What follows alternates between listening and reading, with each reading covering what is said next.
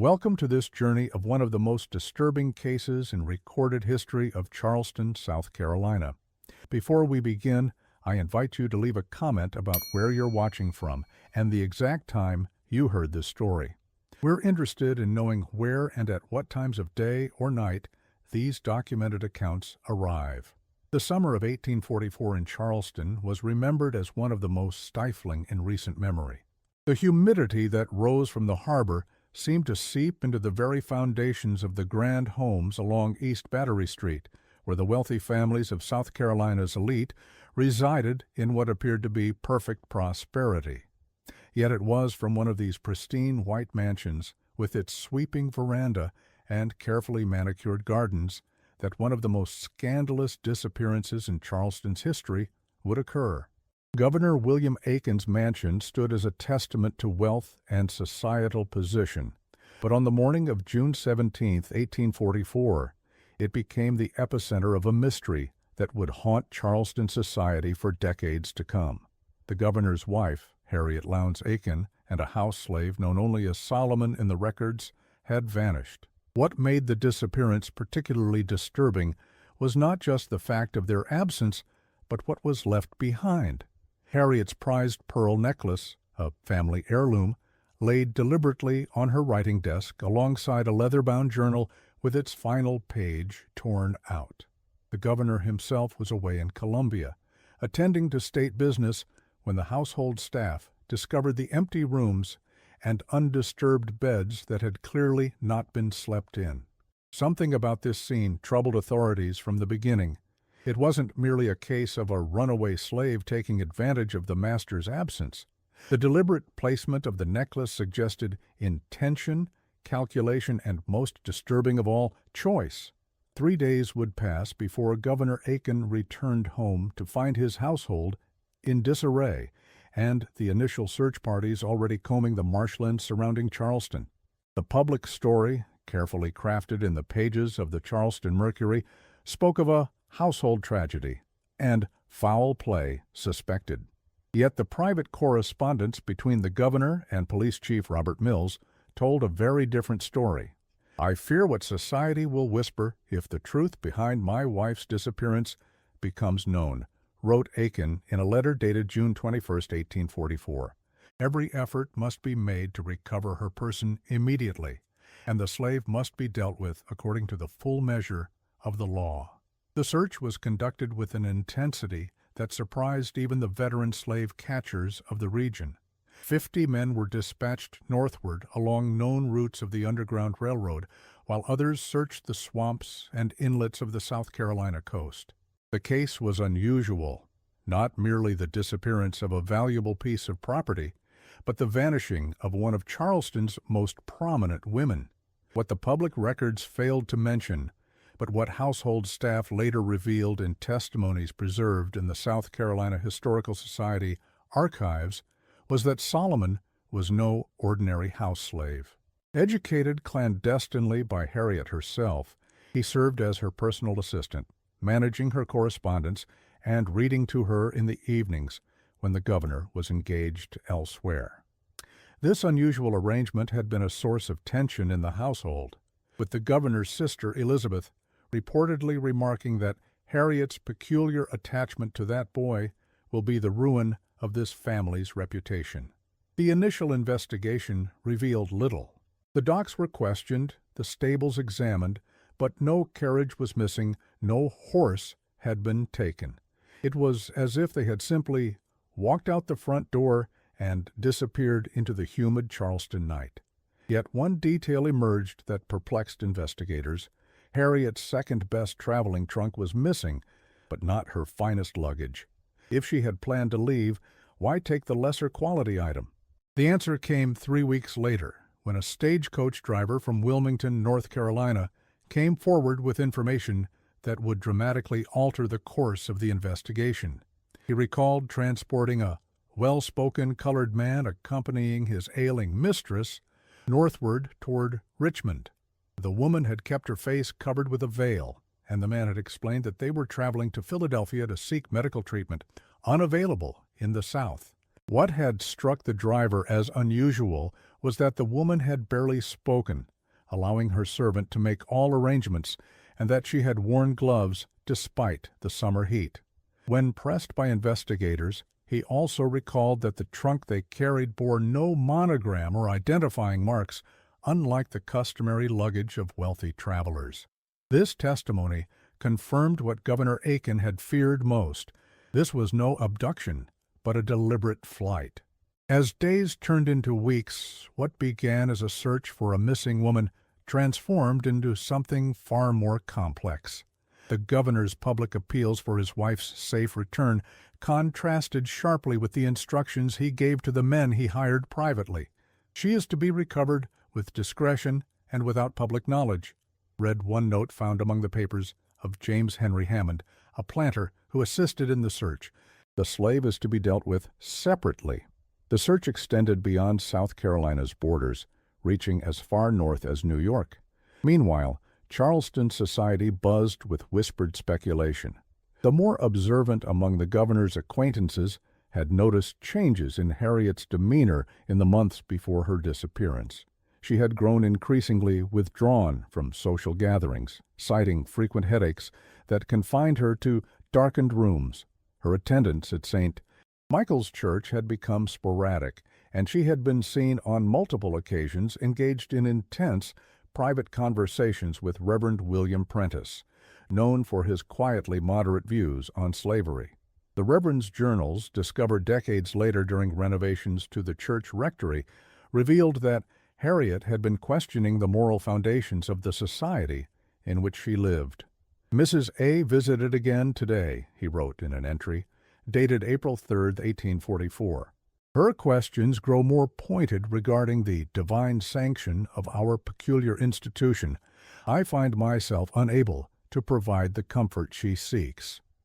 The trail grew colder as summer faded into autumn. The last confirmed sighting came from a Richmond innkeeper who recalled a woman matching Harriet's description boarding a northbound coach in late July. After that, the trail disappeared entirely. Governor Aiken, his political aspirations now complicated by scandal, withdrew from public life for a period of 3 months, citing health concerns. When he reemerged, it was with a hardened resolve and a new narrative. His wife, he now claimed, had been deceived and abducted by a slave she had too generously trusted. The story satisfied many in Charleston society, who found it more palatable than any alternative explanation. Yet privately, the governor's actions told a different story. He sold the mansion on East Battery Street, moving to a smaller but still elegant home on Lagar Street. More tellingly, he had Solomon's mother, who still worked in the Aiken household, relocated to his plantation outside the city, effectively removing her from the prying eyes and questions of Charleston society. This detail emerged only in the plantation records examined by historian Dr. Margaret Wilcox in 1962, who noted the unusual timing and circumstances of the transfer. The winter of 1844 brought with it a stillness to the case. Governor Aiken, now reluctant to draw further attention to his personal tragedy, quietly withdrew the hired men who had been searching for his wife. Officially, the case remained open, but practically, it had reached a dead end. It was during this period of public silence that a curious document surfaced in Philadelphia. In December 1844, the Pennsylvania Freeman, an abolitionist newspaper, published an anonymous letter that sent shockwaves through both Northern and Southern society. "I write to you as a woman reborn," the letter began. "Having lived for 32 years in a gilded cage, I now know the true meaning of freedom. I have left behind a world built on the suffering of others, and though I carry the weight of complicity in that suffering, each day in liberty lightens that burden." The letter was signed simply, "A Daughter of South Carolina." Though it named no names and gave no specific details that could identify its author, those familiar with the Aiken case immediately drew connections. Governor Aiken reportedly had all copies of the newspaper in Charleston confiscated, but not before several had circulated among the city's educated elite. The handwriting analysis conducted by the governor's secretary confirmed what he feared. Though the penmanship showed signs of disguise, certain characteristic formations matched Harriet's hand. What followed was one of the most coordinated suppressions of information in Charleston's pre-war history. Governor Aiken used his considerable influence to ensure that no mention of the letter appeared in Southern newspapers. He simultaneously launched a counter-narrative, releasing selected excerpts from Harriet's personal correspondence that suggested increasing mental instability in the months before her disappearance. These letters, now preserved in the Charleston Historical Society, appear suspiciously consistent in their tone and concerns, leading some modern historians to question their authenticity. What cannot be questioned, however, is the effect they had on public perception. By spring 1845, the prevailing narrative in Charleston society portrayed Harriet as a fragile, possibly unstable woman who had been manipulated by a cunning slave with ideas above his station. This version of events allowed the social order to remain unchallenged, the uncomfortable questions about Harriet's choices unanswered. The story might have ended there, fading into the background of Charleston's complex history, if not for a series of unusual incidents that began in the autumn of 1845. A woman matching Harriet's description was reported in Boston, attending meetings of an abolitionist society under the name Helen Adams. This information came to Charleston through the correspondence of a northern businessman who had previously been acquainted with the Aikens. His letter to a Charleston associate mentioned his surprise at encountering someone who bore a striking resemblance to the governor's missing wife, though he could not be certain given the woman's plain dress and simple hairstyle, so different from the elaborate fashions Harriet had worn in Charleston. When this information reached Governor Aiken, he immediately dispatched agents to Boston, but by the time they arrived, the woman had disappeared. The Abolitionist Society claimed no knowledge of anyone named Helen Adams, though several members were notably evasive when questioned. This pattern would repeat itself over the next several years, tantalizing glimpses of Harriet, or someone very like her, appearing briefly in northern cities before vanishing again. Each sighting reopened the wound of scandal in Charleston society and drove Governor Aiken to increasingly desperate measures to locate his wife. In the spring of 1846, a more substantial lead emerged. A former Charleston resident now living in Philadelphia reported encountering Solomon on the street. The man, Thomas Pinckney, had grown up in a house neighboring the Aikens, and claimed to recognize Solomon despite the 2 years that had passed since his disappearance.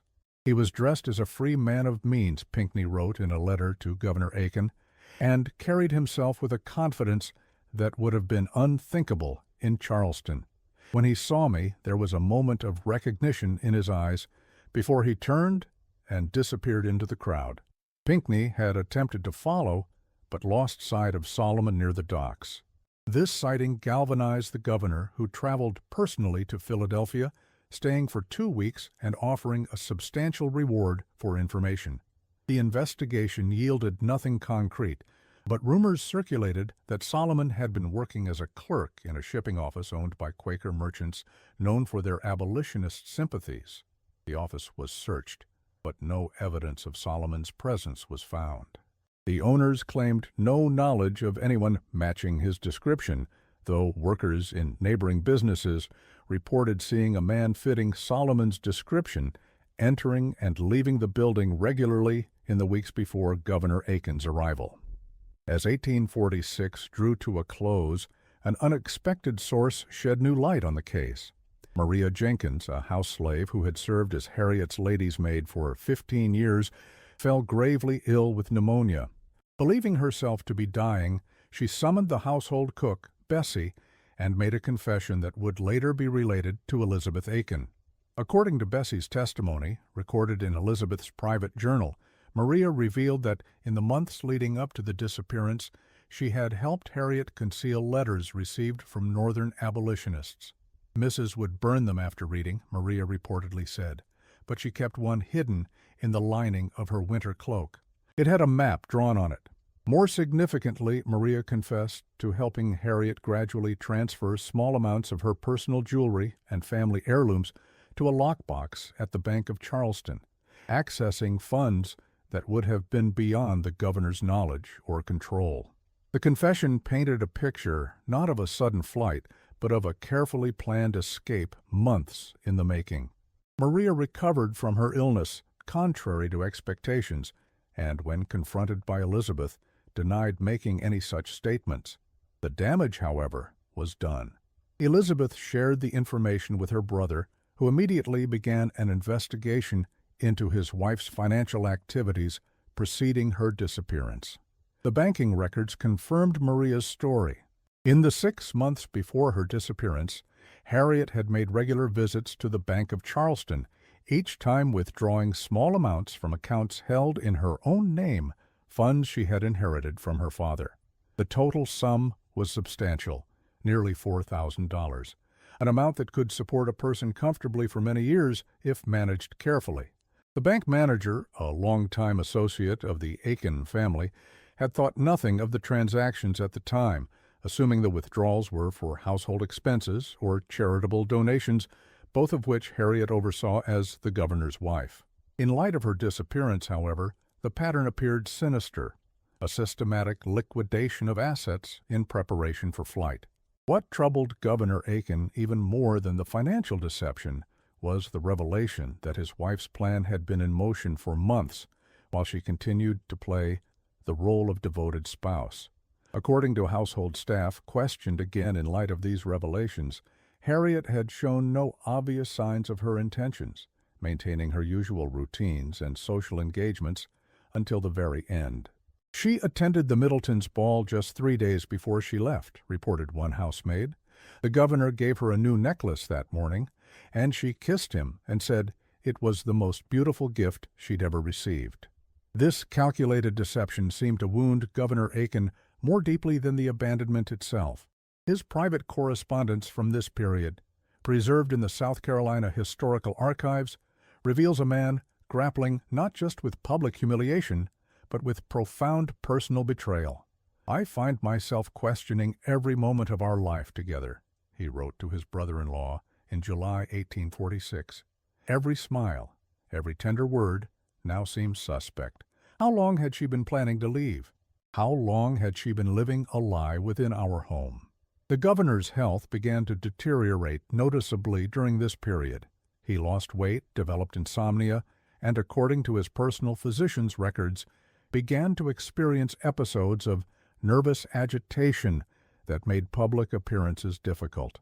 These physical manifestations of distress coincided with an increasing bitterness in his political rhetoric. Once considered a moderate on issues of slavery, Governor Aiken now advocated for stricter enforcement of fugitive slave laws and harsher punishments for those who assisted runaways. His political allies noted the change with concern, some attributing it to his personal tragedy, others speculating that he sought to distance himself from any suspicion of sharing his wife's abolitionist sympathies. The investigation into Harriet and Solomon's whereabouts continued sporadically over the next several years, with diminishing intensity but never fully abandoned. Governor Aiken maintained a network of informants in northern cities, particularly Boston, New York, and Philadelphia, who were instructed to report any sightings of a woman matching Harriet's description or a man matching Solomon's. These efforts produced occasional leads, but nothing substantial enough to locate the fugitives. Then, in October 1849, a small package arrived at the home of Elizabeth Aiken, the governor's sister. It contained a single item, a silver locket that had belonged to Harriet, one that she had been given on her 16th birthday.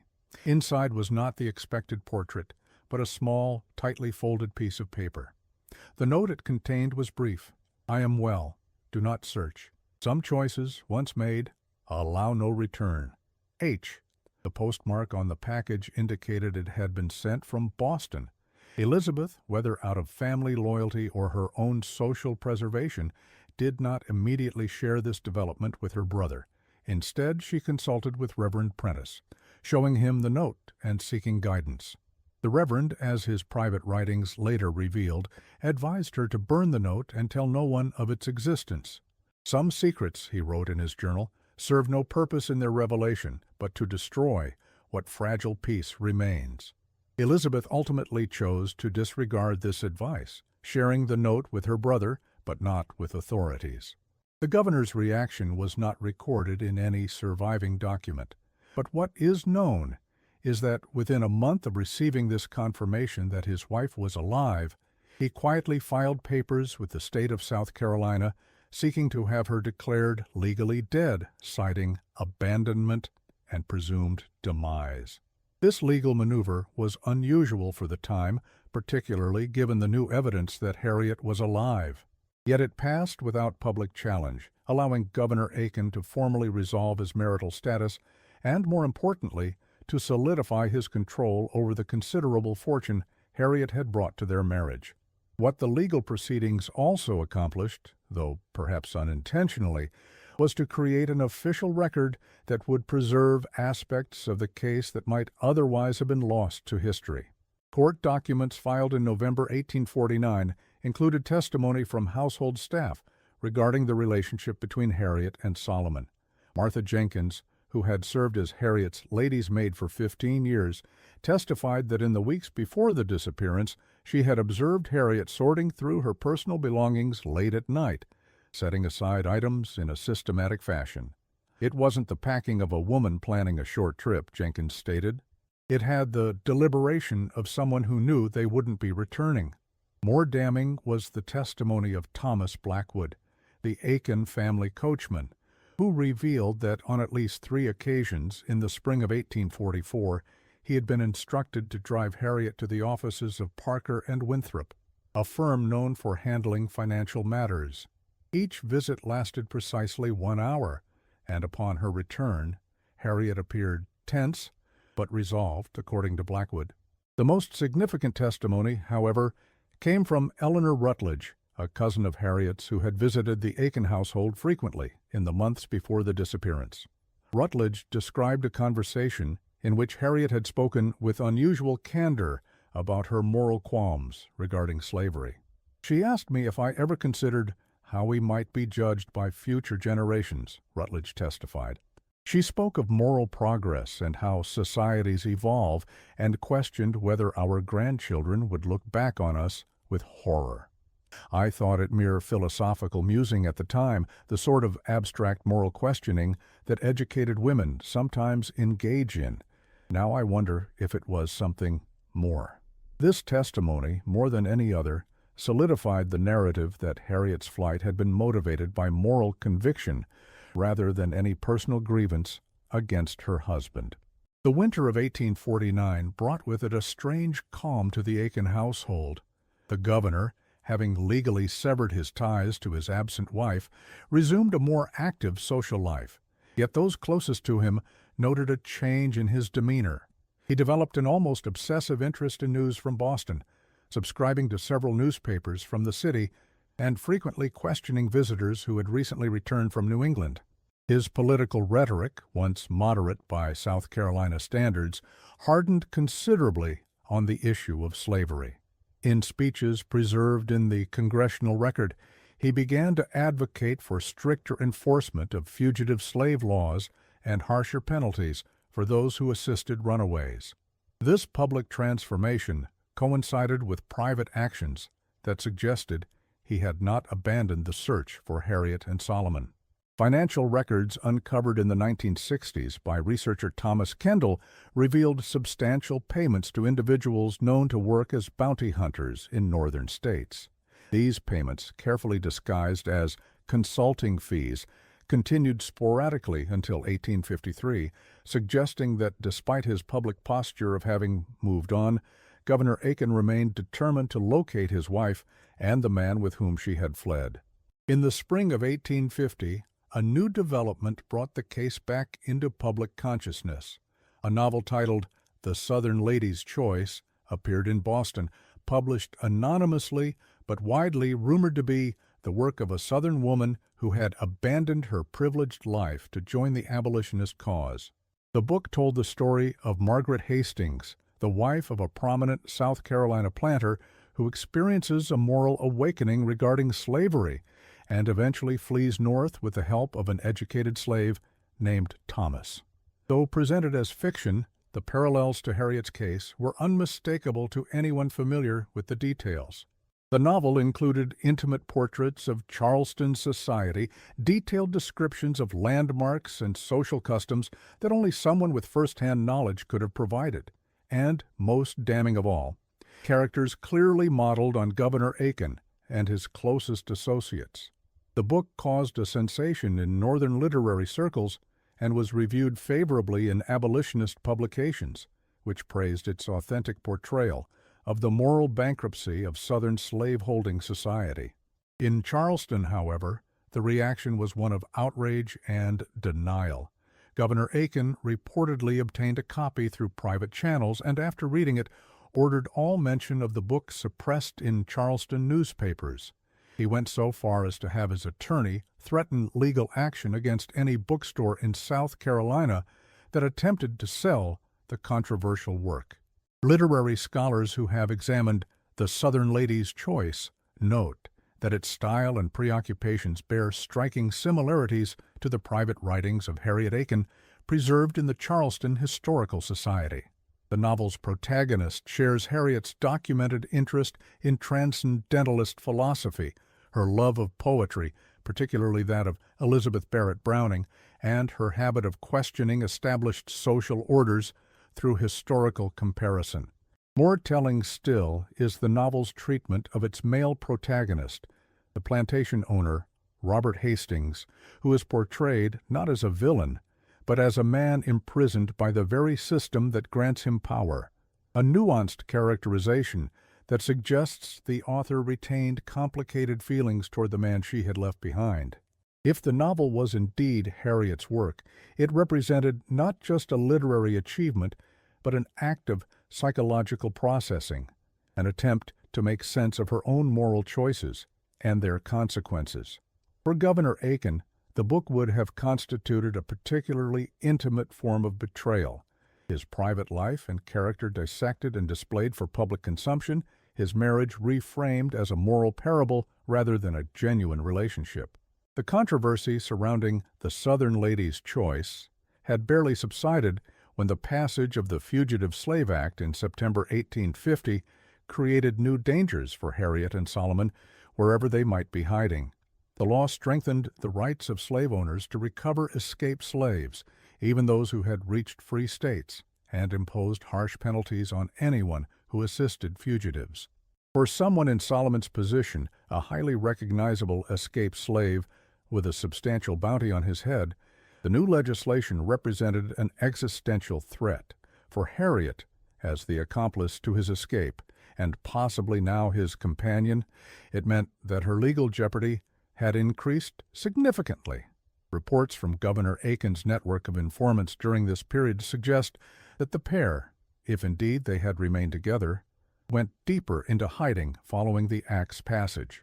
Sightings became rarer, and those that did occur placed them farther from the eastern seaboard in the less accessible regions of upstate New York and rural Massachusetts. One report, never confirmed but considered credible by the governor's agents, placed Harriet in a small Quaker community near the Canadian border in late 1850, suggesting that she may have been preparing to leave the United States entirely if pursuit became too dangerous. The years between 1851 and 1855 represent the darkest period in the historical record regarding Harriet and Solomon's whereabouts. Few reliable sightings were reported, and Governor Aiken's network of informants produced little of value despite continued payment. This silence may have been strategic on the fugitives' part, a recognition that with the heightened enforcement of the Fugitive Slave Act, any public appearance or use of their real names, or even consistent aliases, could lead to capture.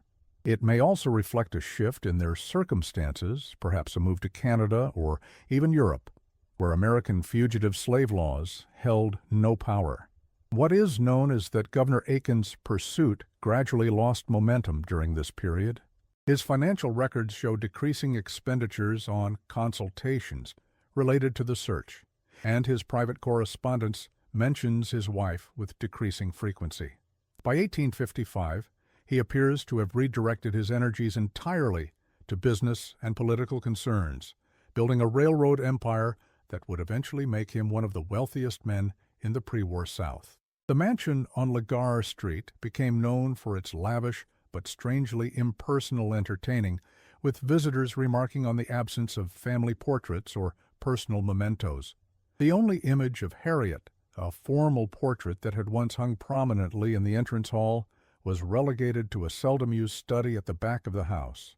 It was as if the governor was attempting to erase not just his wife from his life, but any evidence that she had ever been part of it.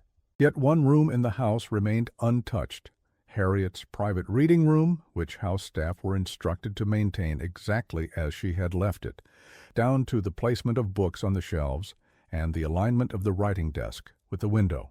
This strange preservation of space, this monument to absence, speaks to the complex emotions that must have haunted the governor in the years following his wife's flight.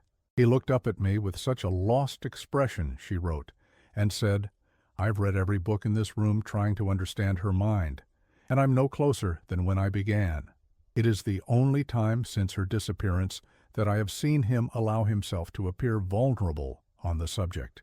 This rare glimpse into the governor's private grief suggests that despite his public posture of having moved on, the wound of Harriet's departure remained unhealed, a personal tragedy that ran parallel to his public success. Elizabeth Aiken, in a letter to her cousin dated 1856, described finding her brother sitting alone in this room late one night, holding a volume of poetry that had belonged to Harriet. As the nation moved inexorably toward civil war in the late 1850s, the story of Harriet and Solomon faded from public memory, overshadowed by the larger conflict brewing between North and South. Governor Aiken, despite his hardened stance on slavery following his wife's flight, maintained enough political moderation to oppose South Carolina's secession in 1860, arguing that the South's interests could still be protected within the Union. This position cost him political capital in an increasingly radical climate, and he retired from active political life shortly before the war began, focusing instead on his business interests. The war itself brought devastation to much of South Carolina, but Governor Aiken's properties largely escaped destruction, protected by his wealth and connections. In the immediate post-war period, when many former Confederate officials faced persecution, Aiken's pre-war Unionist stance and his substantial financial resources allowed him to weather Reconstruction with his fortune and social position relatively intact. Yet there are indications that the conflict and its outcome, particularly the emancipation of the slaves, reopened old wounds for the governor. His private writings from this period reveal a man struggling to reconcile his lifelong acceptance of slavery with its sudden abolition, and perhaps more painfully, with the realization that his wife's moral stance, which had cost him so dearly on a personal level, had ultimately been validated by history. The final chapter in this story comes not from Charleston, but from a small Quaker community outside Boston. In 1962, during the renovation of a meeting house that had been active in abolitionist activities before the Civil War, workers discovered a hidden compartment beneath the wooden floor near the pulpit. Inside was a small tin box containing several items: a journal written in a careful, educated hand, a simple gold wedding band, and, most surprisingly, a miniature portrait of a woman who bore a striking resemblance to Harriet Aiken. The journal belonged to a man who identified himself only as S., and it detailed the life of a former slave who had escaped to the North with the assistance of a Southern woman of high social standing. The journal never explicitly named Harriet, referring to her only as "my Savior, who became my companion in salvation." It described their escape northward through a series of safe houses, their constant fear of detection, and their eventual arrival in Boston, where they were sheltered by abolitionists. Most poignantly, it detailed their decision to live separately for safety, while remaining connected through the Quaker community that had welcomed them both. Though we cannot share a home, one entry read, we share a freedom that binds us more powerfully than any chain ever could. The journal provided previously unknown details about the escape itself, how they had left Charleston on foot in the middle of the night, walking for miles to a predetermined meeting point where sympathizers provided transportation north. It described the network of safe houses that sheltered them, the close calls with slave catchers, and the constant fear of discovery that haunted them even after reaching the relative safety of the North. Most significantly, it revealed that Harriet and Solomon had indeed married in a simple Quaker ceremony in 1847, though they continued to live apart for safety, meeting only at community gatherings where their association would not draw undue attention. The journal's final entry, dated April 1861, coincided with the outbreak of the Civil War. Today, the conflict that has lived in the nation's heart finally erupts into open violence. It read, "I think of those I left behind, still living in darkness while claiming to stand in the light. I think particularly of the man whose name I will not write, who possessed so much yet understood so little of true ownership. The war that begins today has raged within me since I first understood that I was considered not a man, but a thing. Whatever its outcome, I have already claimed my victory." The discovery of the journal created a brief sensation in academic circles, but without definitive proof connecting S to Solomon or the unnamed woman to Harriet Aiken, it remained a historical curiosity rather than a confirmed resolution to the case.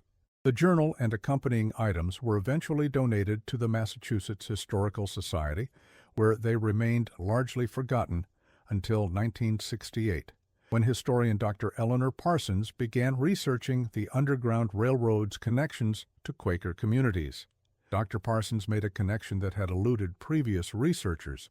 Among the records of the Boston Female Anti-Slavery Society, she discovered mentions of a distinguished Southern lady, newly arrived to our cause, who participated in society meetings beginning in late 1844. The woman, who went by the name Helen Adams, was described as refined in manner, eloquent in speech, and burning with conviction, born of personal knowledge of slavery's evils. More significantly, Parsons uncovered financial records showing that this Helen Adams had been granted a modest stipend by the society, allowing her to live independently while contributing to abolitionist activities. The timing of Helen's appearance in Boston, combined with the physical description provided in several accounts, created a compelling case that this was indeed Harriet Aiken living under an assumed identity. Dr. Parsons' research also uncovered mentions in Quaker community records of a man named Samuel Johnson, described as a formerly enslaved person of exceptional learning and dignity, who worked as a teacher in a school for freed slaves established by the Society of Friends. Several accounts noted his eloquence as a speaker at abolitionist gatherings and his particular effectiveness in describing the psychological as well as physical brutalities of slavery to Northern audiences who had no direct experience of the institution. One account, written by a Quaker elder in 1852, noted that Brother Johnson speaks with authority on the corruption of the soul that afflicts not just the enslaved, but the enslavers, having observed intimately the moral deterioration of those who claim ownership of other human beings. This perspective, that slavery damaged the slaveholder as well as the slave, echoes themes found in both the journal discovered in the meeting house and in the Southern Lady's Choice, suggesting a continuity of thought that strengthens the connection between Samuel Johnson and Solomon, and by extension, between Helen Adams and Harriet Aiken. The historical record becomes more complete regarding the fate of Solomon and Harriet after 1865. With the end of the Civil War and the abolition of slavery, the legal dangers they had faced for over 20 years suddenly evaporated. Records from the Freedmen's Bureau indicate that a Samuel Johnson, identified as a former slave from South Carolina, applied for a teaching position at a newly established school for freed people in Charleston in 1866. The application was accepted, and Johnson returned to the city he had fled more than 2 decades earlier, now as a free man and respected educator. Newspaper accounts from the Charleston Daily Courier describe Johnson as a colored gentleman of unusual refinement and education who quickly became a respected figure in the city's Reconstruction-era political landscape, eventually serving on the State Constitutional Convention of 1868. These accounts never make any connection between Samuel Johnson and the slave who had fled with Governor Aiken's wife, suggesting either that the connection was unknown to journalists, or perhaps more likely, that it was deliberately overlooked in the complicated social landscape of post-war Charleston. Helen Adams, meanwhile, appears in the records of several Northern women's rights organizations during the late 1860s and early 1870s. Having devoted the first part of her public life to abolitionism, she now turned her attention to women's suffrage, drawing explicit connections between the oppression of slaves and the legal limitations placed on women in American society. A photograph preserved in the archives of the American Woman Suffrage Association shows a dignified woman in her 60s, her face lined but still handsome, addressing a gathering in Boston in 1874. Though the image quality makes positive identification difficult, several historians who have studied the case believe this to be Harriet Aiken in her later years. What is particularly striking about this phase of her life is that, for the first time since her flight from Charleston, she appears to have lived openly, no longer hiding her activities or identity. This newfound boldness may reflect the changing times. With slavery abolished and the old Southern social order in disarray, the scandal of her actions would have lost much of its power, particularly in Northern society where abolitionist sympathies had become the accepted moral position. Whether Harriet and Solomon maintained contact during these years remains a matter of speculation. No correspondence between them has ever been discovered, and their public lives after the Civil War followed separate trajectories. He returning to the South to participate in Reconstruction, she remaining in the North to advocate for women's rights. Yet there is one tantalizing suggestion of continued connection. In 1874, Samuel Johnson established a school for girls in Charleston dedicated to providing education comparable to that available to white students. The school was named the Helen Adams Academy for Young Women, a choice that seems unlikely to be coincidental given the context. The academy flourished for several years under Johnson's leadership, providing educational opportunities to a generation of young black women who would otherwise have been denied access to higher learning. The school's motto, inscribed above its entrance, was "Freedom begins in the mind," a sentiment that echoes themes found in the writings attributed to both Harriet and Solomon throughout their lives. Governor William Aiken lived until 1887, never having publicly acknowledged any connection between his former wife and the abolitionist Helen Adams, or between his escaped slave and the educator Samuel Johnson. His will, however, contained one curious provision that has fueled speculation among historians. A substantial sum was set aside for the maintenance and education of colored female students in Charleston, with the stipulation that the money be administered through the Helen Adams Academy. This bequest, coming from a man who had spent decades advocating for the preservation of slavery and who had been personally humiliated by his wife's flight with a slave, suggests a complex emotional and moral reckoning in his final years. Some historians interpret this as an act of reconciliation, a tacit acknowledgement of his wife's moral position, and perhaps even a form of posthumous apology. Others see it as a more ambiguous gesture, potentially motivated by guilt, pride, or simply a desire to associate himself with philanthropic works in his final testament. Whatever his motivations, the bequest ensured that the school founded by the man who had once been his property would continue to educate young women for decades after his death, an irony that would not have been lost on any of the principals in this complex human drama. Her obituary in the Boston Evening Transcript described her as a champion of human liberty in all its forms, whose personal sacrifice for the cause of abolition lent particular moral authority to her advocacy. The obituary made no mention of her life before coming to Boston, noting only that she had been born to privilege in the South before devoting herself to the cause of universal freedom. She was buried in Mount Auburn Cemetery under the name Helen Adams, with a simple headstone bearing the inscription, "She chose the difficult right over the easy wrong." Among her personal effects, donated to the Massachusetts Historical Society by the executor of her estate, was a small leather case containing a pressed palmetto frond, the symbol of South Carolina, and a miniature portrait of a much younger William Aiken. Helen Adams died in Boston in 1889, 2 years after Governor Aiken. These items, preserved side by side among her most treasured possessions, suggest that despite her public rejection of the society into which she had been born and the husband she had left behind, Harriet maintained private connections to her past until the end of her life. Samuel Johnson outlived both William Aiken and Helen Adams, dying in Charleston in 1896 at the age of approximately 80.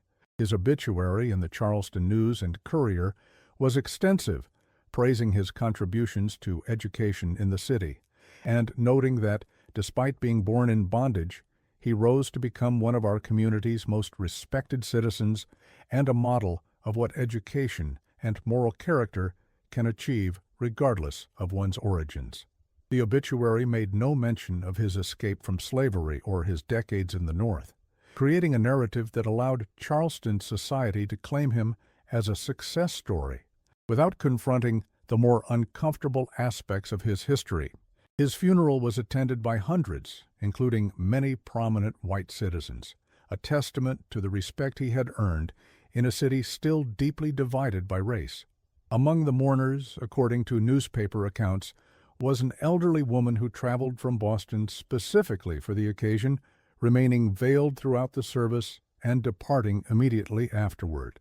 This woman, never identified in the press, left a single white rose on Johnson's casket with a note that read simply, "The journey ends, the freedom remains." The Aiken House on Lagar Street still stands today, now a museum dedicated to antebellum Southern life.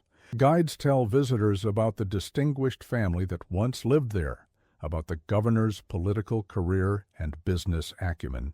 They show Harriet's reading room, preserved much as it was described in records from the 1850s. But they rarely linger on the mystery of her disappearance, offering only the brief, sanitized version, that the governor's wife vanished under mysterious circumstances and was presumed dead. The deeper truth of a woman who rejected wealth and position to align herself with the enslaved, who chose moral principle over social standing, remains largely untold in the official narratives of Charleston history. Similarly, the substantial contributions of Samuel Johnson to Charleston's educational system during Reconstruction received little attention in the city's historical commemorations, his connection to the Aiken household generally omitted from official accounts.